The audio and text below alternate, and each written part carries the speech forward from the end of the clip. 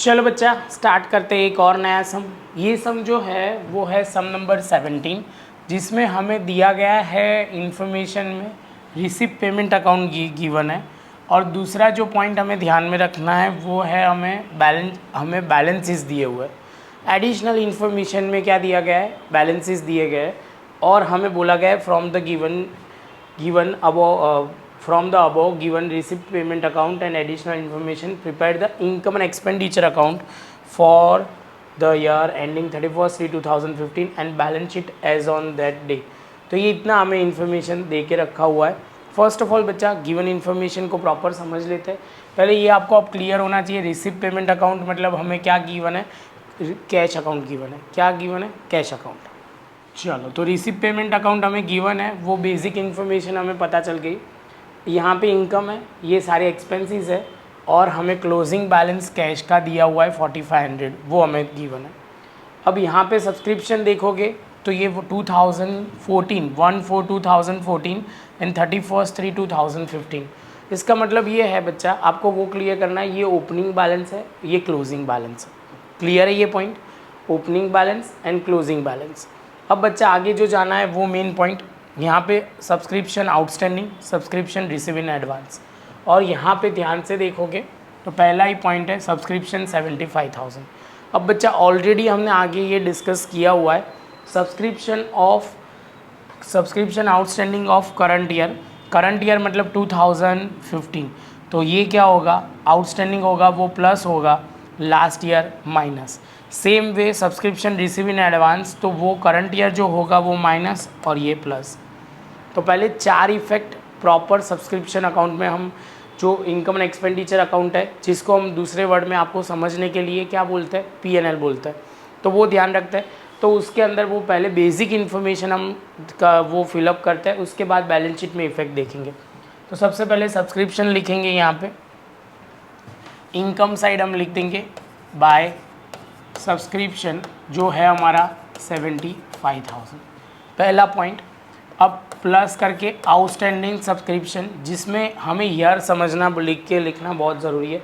जो current year होगा ना तो उसको हम लिखेंगे 14-15, और जो लास्ट ईयर होगा वो 13-14। क्लियर है ये पॉइंट, इसमें डाउट नहीं होना चाहिए। तो यहाँ पे हम 750 जो है वो आउटस्टैंडिंग ऑफ करंट ईयर, तो यहाँ पे हम लिखेंगे आउटस्टैंडिंग और करंट ईयर 14-15, और ये है 750। क्लियर, ये अमाउंट एक बार देख लेते हैं, कन्फ्यूजन ना आना चाहिए। 750 बराबर, और उसके बाजू में 450 आउटस्टैंडिंग ऑफ लास्ट ईयर, तो यहाँ पे हम पहले 450 लिख लेते हैं, ये लेस लिख लेते हैं, और यहाँ पे 13-14, और ये माइनस की साइन। अब प्रीपेड जो होता है वो हम 14-15 का लेंगे, प्रीपेड ऑफ करंट ईयर जिसको हम बोलेंगे। तो यहाँ पे करंट ईयर का कितना है, तो यहाँ पे है 300। कितना है बच्चा, 300। तो यहाँ पे हम लिखेंगे 300 माइनस, और करंट ईयर जो उसके बाद है प्रीपेड ऑफ लास्ट ईयर जो बोलेंगे 13-14, और वो अमाउंट कितनी है, तो वो अमाउंट हमें गिवन है 150। कितनी है बच्चा, 150। तो इसको एडलेस कर लेते हैं तो हमारा पूरा काम हो जाए। तो यहाँ पे हम लिखना शुरू, 75,000 प्लस 750 माइनस 450 माइनस 300 प्लस 150, तो हो जाएगा 75,150। इतना होने के बाद बच्चा हमें जो ध्यान में रखना है वो कौन सा पॉइंट है, तो यहाँ पे ध्यान में रखना है दो चीज़। यहाँ पे दो चीज़, हमें जो करंट ईयर का है उसका outstanding and prepaid balance sheet में इफेक्ट डालनी पड़ेगी। जो आउटस्टैंडिंग है वो असेट साइड जाएगा, कौन सा, तो 750। तो असेट साइड लिख देते हैं हम, सब्सक्रिप्शन आउटस्टैंडिंग 750। और लास्ट ईयर का जो मतलब है वो हम कंसिडर नहीं करेंगे, क्योंकि वो तो बैलेंस शीट में आता है, लास्ट ईयर की बैलेंस शीट में आता है। यहाँ पे जो एडवांस मिल रहा है 300, वो हम लिख देंगे subscription receive in advance. Subscription prepaid वो हमारी लायबिलिटी होगी जो 450 है। क्लियर है बच्चा, 450 नहीं है, 300 है। चलो तो यहाँ पे हम 300 लिख दो, वो ध्यान रखना है, एक भी गलती पूरा सम गलत हो जाएगा। तो ये बच्चा पहली चार इफेक्ट जो थी वो बहुत ध्यान से समझनी है। ये क्लियर होते ही बच्चा हमारा दूसरा जो टारगेट है, अब एक दूसरा आएगा स्टॉक ऑफ मेडिसिन। अब स्टॉक ऑफ मेडिसिन होगा ना तो परचेज भी होगा, तो परचेज आप ध्यान से देखोगे तो ये रहा परचेज ऑफ मेडिसिन 42। तो हमें कैसे लिखना होगा, consumption of medicine, consumption of medicine.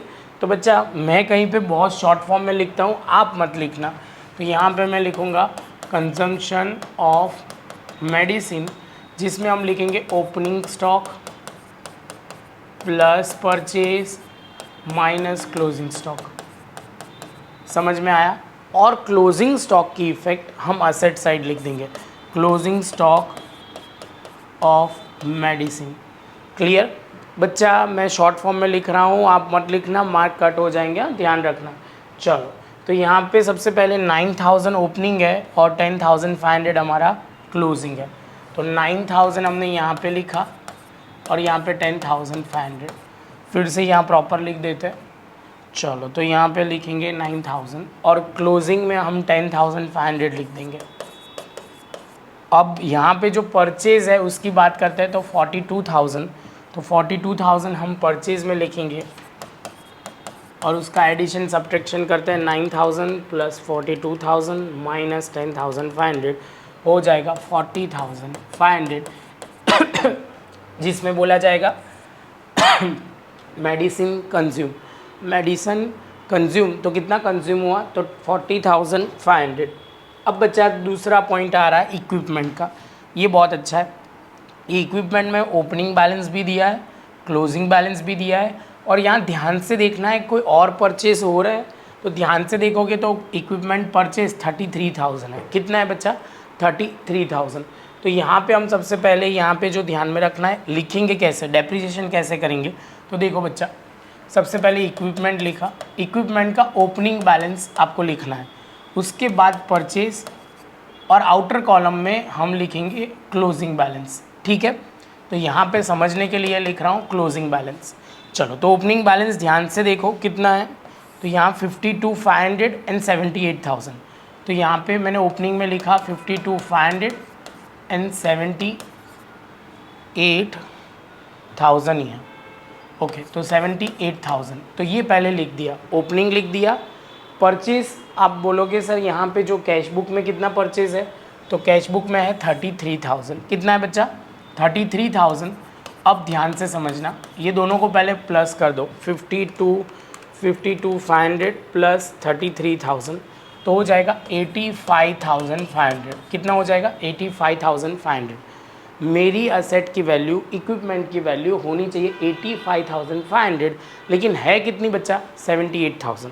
कितनी है, 78,000, मतलब डेप्रिसिएशन चार्ज कितना हुआ है, 7500 हमारा करंट ईयर डेप्रिसिएशन है, और जिसकी इफ़ेक्ट हम यहाँ पे लिखेंगे टू डेप्रिसिएशन ऑन इक्विपमेंट, जो 7500 आएगा।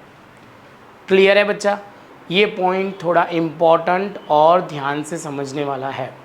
चलो बच्चा, तो अब आगे चलते हैं। ये भी हो गया, बिल्डिंग लेस डेप्रिसिएशन ऐसा करके लिखा हुआ है, और बिल्डिंग में 60,000 यहाँ पे है, ओपनिंग और क्लोजिंग 57, और यहाँ पे आप शांति से देखोगे तो परचेज कुछ भी नहीं है। तो लिखने का प्रेजेंटेशन वैसा ही सेम टू सेम, हम यहाँ पे बिल्डिंग लिखा, बिल्डिंग में हमने लिखा कितना, 50 एंड 60। ओके, 60,000 ओपनिंग है, क्लोजिंग है 57,000, तो यहाँ पे 3,000 हमारा क्या हो जाएगा, डेप्रिसिएशन। क्या हो जाएगा बच्चा, डेप्रिसिएशन। 3,000 डेप्रिसिएशन चार्ज होगा, तो हम यहाँ पे हम P&L अकाउंट में, या आप बोलोगे इनकम एंड एक्सपेंडिचर अकाउंट में, बिल्डिंग में हम डेप्रिसिएशन लिखेंगे 3,000, आउटर कॉलम 10,500। कितना हो जाएगा, 10,500। तो ये भी हमारा हो गया। इसके बाद बच्चा अब ध्यान से देखो तो इन्वेस्टमेंट है, कितना है इन्वेस्टमेंट। आप देखोगे सर तो हमें यहाँ परसेंटेज नहीं दिए, अदरवाइज़ हमें इंटरेस्ट का कैलकुलेशन देखना पड़ता, यहाँ पे है नहीं तो कोई बात नहीं है। ओपनिंग क्लोजिंग दोनों सेम ही है, मतलब जितना ओपनिंग था उतना ही क्लोजिंग है। इस पर डेप्रिसिएशन चार्ज कभी नहीं होता इन्वेस्टमेंट में, वो उस पर इंटरेस्ट मिलता है। तो इन्वेस्टमेंट करके हम 37,500, इसकी एक ही इफेक्ट आएगी। कितनी आएगी, एक ही इफेक्ट आएगी। तो इसके साथ बच्चा हमारा इन्वेस्टमेंट भी ख़त्म, और कैपिटल फंड जिसको यहाँ पे बोला हुआ है 1,62,300, तो हम कैपिटल की इफ़ेक्ट, ये कैपिटल फंड की इफ़ेक्ट यहाँ पे हम लिख देंगे 1,62,300। तो यहाँ पे हमने ये लिख दिया 1,62,300। इसके साथ बच्चा हमारे सारे एडिशनल इन्फॉर्मेशन ख़त्म। अब आगे चलते हैं, तो यहाँ पे ध्यान से समझो। यहाँ पे कैश ऑन हैंड तो हमें ज़रूरत नहीं है। डोनेशन 37,500, डोनेशन कुछ नहीं दिया तो हम क्या कंसिडर करेंगे, तो हम लायबिलिटी साइड कैपिटल फंड के अंदर ऐड हो कर देंगे। तो यहाँ पे हम लिखेंगे 37,500 और यहाँ पे हम लिख देंगे डोनेशन। क्लियर है बच्चा, डोनेशन 37,500। जैसे ये पॉइंट कंप्लीट होता है बच्चा, आगे चलते हैं। इंटरेस्ट ऑन इन्वेस्टमेंट जो हमारी इनकम हुई 7,500 की, तो यहाँ पे हमने लिखा 7,500 और यहाँ पे हम लिखेंगे इंटरेस्ट ऑन इन्वेस्टमेंट। तो ये भी हमारा 7,500 के साथ ये ख़त्म हो जाएगा। आगे चलते हैं, तो उसके बाद वाला पॉइंट है चैरिटी शो इनकम और यहाँ पे है 15,000। तो ये हम पहले वो समझेंगे, इनकम है तो कौन सी साइड आएगा, तो हमारे में जो आएगा वो रिसिप्ट साइड आएगा और 15,000 हम यहाँ पे लिख देंगे। इनकम साइड यहाँ पे हम लिखेंगे चैरिटी शो इनकम। ये बच्चा आपको फुल फॉर्म प्रॉपर लिखना है, चैरिटी शो इनकम। उसके बाद बच्चा आगे चलता है, तो यहाँ पे हमें क्या लिखना है, special donation for operation theatre. तो यहाँ पे सामने देखो, बाय ऑपरेशन थिएटर कंस्ट्रक्शन, ये दो चीज़ दी हुई है। तो हमने किसी से डोनेशन मिला है, स्पेशल डोनेशन मिला है, किसके पर्पज़ के लिए, तो ऑपरेशन थिएटर के लिए। तो ये हम कहाँ दिखाएंगे, तो हम लायबिलिटी साइड कैपिटल फंड में नीचे दिखा देंगे। तो यहाँ पे हम सबसे पहले लिखेंगे क्या वाला डोनेशन है, तो लिखते हैं special donation for operation theatre, OT के लिए मिला हुआ है और 75,000 मिला हुआ है। ठीक है, 75 है, एक बार चेक कर लेते हैं। तो ये रहा स्पेशल डोनेशन 75,000। और यहाँ पे हमें जो बोला गया है कि ऑपरेशन थिएटर कंस्ट्रक्शन एक्सपेंस 60,000, तो हमें कितने का अभी हमने कंस्ट्रक्शन करवाया है, वो 60,000 का। तो यहाँ पे हम लिखेंगे ये इन्वेस्ट जो हमारा असेट के तौर पे आएगा, ऑपरेशन थिएटर एक्सपेंस जो हमारा कैपिटल एक्सपेंडिचर है और 60,000 है। अब बच्चा बोलेगा सर हमने तो दिए से डोनेशन जिन्होंने दिया था वो 75,000 और हम लिख रहे हैं एक्सपेंस अभी 60,000 ही हुआ है। तो बच्चा डोनेशन जो मिलता है ऐसा ज़रूरी नहीं है कि पूरा एक्सपेंस हो जाए, कम पैसों में भी हो सकता है और कई बार ऐसा भी हो सकता है कि अभी काम चल रहा है ऑपरेशन थिएटर का, इतने का काम हुआ है। समझ में आया? चलो तो अब आगे चलते हैं। तो ये स्पेशल डोनेशन की बात ख़त्म। अब ये समझते हैं गवर्नमेंट एज। तो ये क्या है, तो ये बहुत सिंपल है। गवर्नमेंट से कई बार हमें बेनिफिट मिलता है जो हमारी नॉर्मल इनकम के तौर पे कंसिडर करेंगे। तो यहाँ पे हम लिख देते हैं गवर्नमेंट एड्स। तो कितना है 22,500, 22,500। तो ये भी हमारा ख़त्म, ये ख़त्म। उसके बाद सेल ऑफ न्यूज़पेपर 750, तो हमारी इनकम है। तो यहाँ पे हम लिख देंगे sale of newspaper, sale of newspaper 750। इसके साथ बच्चा हमारा रिसिप्ट साइड पूरा ख़त्म, रिसिप्ट साइड पूरा ख़त्म। अब आगे चलते हैं। तो यहाँ पे हमें दिया हुआ है honorarium of doctor, honorarium of secretary. तो यहाँ पे डॉक्टर है तो हमारे लिए ये एक्सपेंस है 37,500। तो यहाँ पे हम लिखेंगे ऑनरेरियम ऑफ डॉक्टर 37,500। बच्चा फिर से बोल रहा हूँ, ये जब एक बार सब में हर एक जगह बोल रहा हूँ, शॉर्ट फॉर्म में मत लिखना, ये बहुत ज़रूरी है। वो आपको फुल फॉर्म प्रॉपर ही लिखना है। सैलरी 27,500, तो यहाँ पे हम 27,000। तो यहाँ पे हम लिखेंगे सैलरी, बोलने में गलती हो गई, 27 ही है, 27,000। तो वो ध्यान में रखना है। हम एक्सपेंस के साइड लिखेंगे, P&L साइड भी बोल सकते हैं। सन्ड्री एक्सपेंस 750, वो भी हमारा क्या है, एक्सपेंस है। तो डेबिट साइड पे हम लिख देंगे यहाँ पे सन्ड्री एक्सपेंस 750। तो ये भी ख़त्म। उसके बाद बच्चा हमें जो गिवन है वो आगे चलता है। चैरिटी शो एक्सपेंस 750, तो चैरिटी शो एक्सपेंस वो 4,500। चैरिटी शो एक्सपेंस जो दिया हुआ है 4,500। तो यहाँ पे हम लिखते हैं चैरिटी शो एक्सपेंस 45 4500 क्या दिया हुआ है 4500, तो ये भी हमारा हो जाएगा। उसके बाद बच्चा हमें क्या दिया हुआ है पीरियोडिकल सब्सक्रिप्शन, हमने कोई सब्सक्रिप्शन लिया होगा जो है 4500 का है, तो सब्सक्रिप्शन बिजनेस के लिए ये एक्सपेंस की साइड दिया हुआ है, इसलिए इसके मतलब हमें क्या समझना है, ये पेमेंट की साइड भी बोल सकते हैं, पेमेंट साइड दिया हुआ है तो हम एक्सपेंस साइड लिखेंगे, क्योंकि ये रिसिप्ट पेमेंट है, तो ये रिसिप्ट है और ये पेमेंट है। चलो क्लियर, तो यहाँ पे हम लिखेंगे कितना पीरियोडिकल सब्सक्रिप्शन 4500। तो इसके साथ बच्चा ये पॉइंट भी ख़त्म। आगे चलते हैं लास्ट में, fix deposit with bank. Bank में हमारी डिपॉजिट है कितनी, तो है 22,500, तो यहाँ पे हम लिखेंगे बैंक डिपॉजिट 22,500। और लास्ट में जो बहुत इंपॉर्टेंट पॉइंट बच्चे भूल जाते हैं, कैश बैलेंस लिखना 4500, तो यहाँ पे हम लिख देंगे कैश बैलेंस 4500। इसके साथ बच्चा हमारा सब कुछ ख़त्म, ये प्रॉपर हो गया। तो एक बार देख लेते हैं, कुछ रह नहीं गया ना, ऐसे देखो तो सब भी जगह सब कुछ एंट्री हो गई है। तो बस बच्चा अब टोटल करते हैं। सबसे पहले कौन सी साइड करते हैं, तो यहाँ पे देखने से तो ऐसा लगता है कि ये साइड ज़्यादा है, तो 75,150 प्लस 7,500 प्लस 15,000 प्लस 22,500 प्लस 750, तो कितना हो जाएगा, तो यहाँ पे हम करेंगे 1,20,900।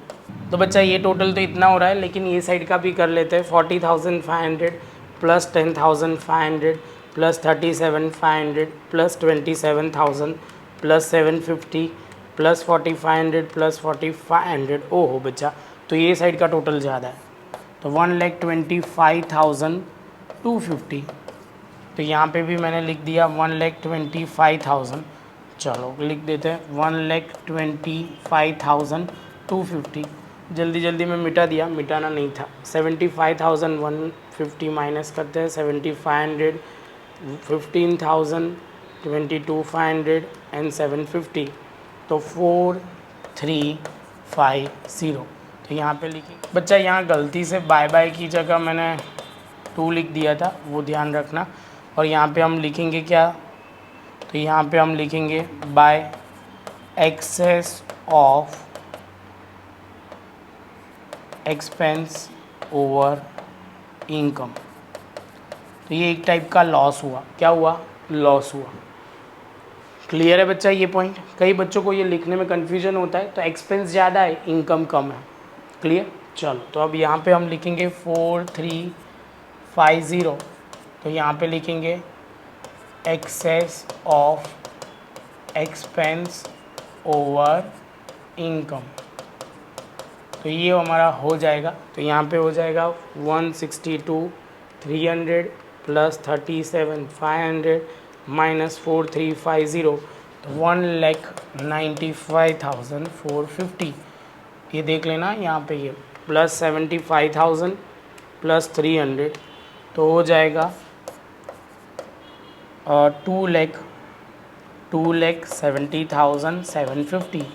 और यहाँ का भी कर लेते हैं, तो 78,000 प्लस 57,000 प्लस 60,000 प्लस 37,500 22,500 10,500 750 और 4,500, तो 2,70,750। और इसके साथ बच्चा हमारा ये सम ख़त्म हो जाएगा। प्रॉपर नोटबुक में लिखना तो प्रॉब्लम नहीं आएगी, जितना ध्यान से लिखोगे उतनी क्लैरिटी आएगी। मिलते हैं नेक्स्ट लेक्चर में नए सम के साथ।